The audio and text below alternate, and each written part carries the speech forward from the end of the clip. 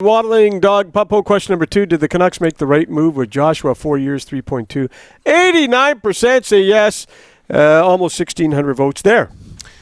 You were saying that he would get more on July 1st. Oh. Most people, when they look at the term here, a player who's really blossomed later in his career, relatively later in his career, I think people are okay with 3.25 AAV, given what he might have gotten on July 1st or after July 1st. I had people last night telling me Joshua is going to get 3.7. He's going to get 4. One lunatic told me 4.5, and I almost dropped my phone.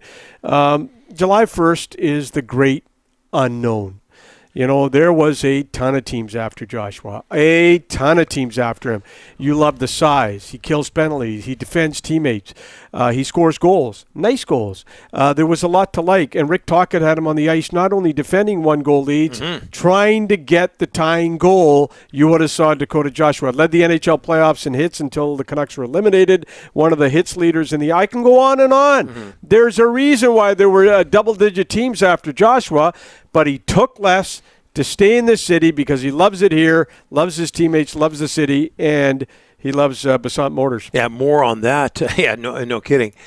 More on that a little bit later on Dakota Joshua seeing promise with this organization. We're going to repeat a clip of a conversation we had just moments ago with his agent, Rich Evans. But you talk about the steps that he took, and Dakota Joshua got 4 goals and 4 assists, 8 points in 13 playoff games. This might have been the moment for him, arguably, in the playoffs. I don't know if you remember this, but they trailed Nashville in Game 1 of that opening round series. 2-1 going into the third period. Pius Suter scores, and then 12 seconds later, there you go.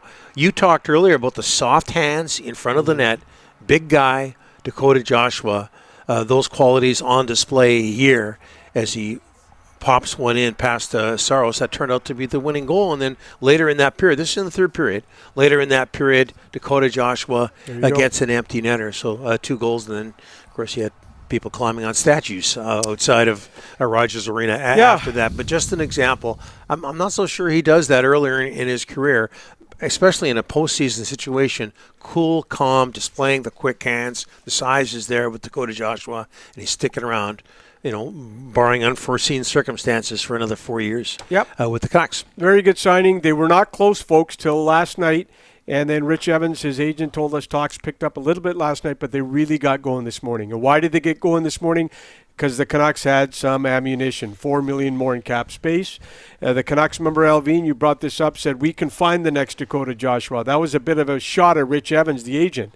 You know what? He always wanted $3 million. Rich's right for 4 years and $3 million was the number in the term for Rich from day one.